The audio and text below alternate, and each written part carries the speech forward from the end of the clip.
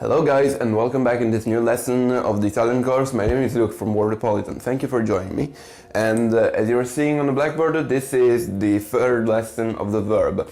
Today we're going to be discussing about a verb that is used more in the south, but it's also used in the north if we're speaking about writing. I mean, if you're writing something like an essay or something like that, a document in which you have to talk about a past event, you would use that.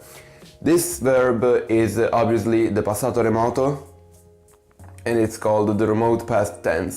So let's get right into it. So the passato remoto, the remote past tense, is widely used in southern Italy. You would hear normally somebody while speaking saying like andai al bar a prendere un caffè, which means I went to the bar buying a coffee, drinking a coffee.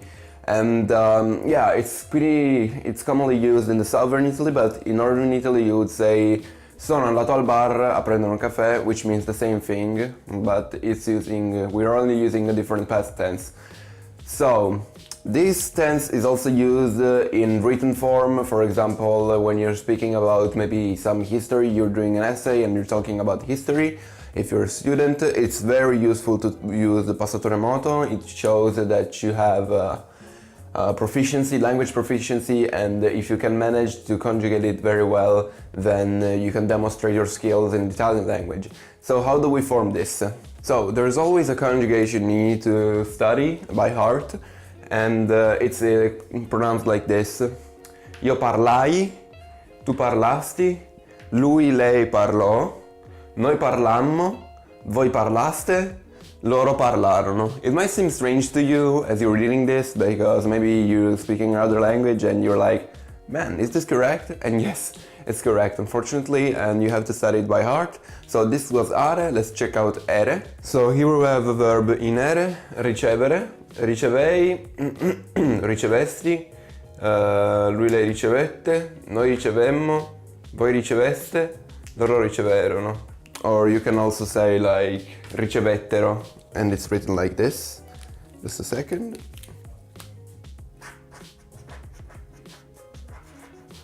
So the final form of the verb will be like this.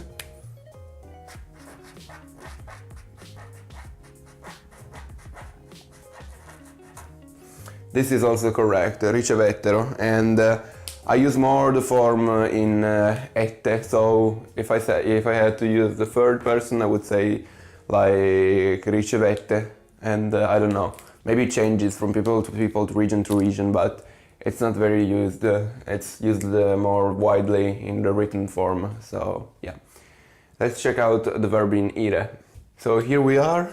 Io capii, tu capisti, egli capì, noi capimmo, voi capiste, essi capirono. Again, it's used in written form, so you can use the passato prossimo while you're speaking. It's way much more easier. Instead of remembering all the conjugations, you have to only remember the past participle of the verb, and you can use it while you're writing something important. So now let's jump to the trapassato prossimo, but before that, the trapassato prossimo is a composed verb, as we've checked out before, like the auxiliary plus the past participle. So we're gonna cover how to conjugate the auxiliaries at passato remoto. Just a second. So the verb essere, io fui, tu fosti, lui lei fu, noi fummo, voi foste. It's an O here, I'm sorry. Right? Voi foste. And loro furono, and you just have to learn it by heart. It's very important. The auxiliary verb is always very important. You always need it. And avere, io ebbi, tu avesti, lui lei ebbe, noi avemmo, voi aveste, loro ebbero. Simple as that. And now let's check out the passato remoto, which is simple at this point since we've covered a lot of verbs with the same structure.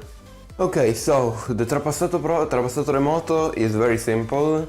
As we've covered with the trapassato prossimo and the passato prossimo, you just have to take the auxiliary verb we've covered before. In this case it could be essere or avere, and then you need to add the past participle of the verb you want to conjugate. For example, here is an example. We want to conjugate mangiare, the verb mangiare. We've seen it a lot of times. Mangiare. And in order to conjugate this, we add the auxiliary plus the past participle of the verb. Io ebbi mangiato, tu avesti mangiato, lui, lei ebbe mangiato, noi avemmo mangiato, voi aveste mangiato, loro ebbero mangiato. So it's very simple. That was it for today. This lesson was quite short, but thank you for joining me as always. If you have any questions, you can leave a question in the comments and I'll answer as soon as I can. My name was Luke from Wordopolitan, and I'll see you guys in the next one. Goodbye.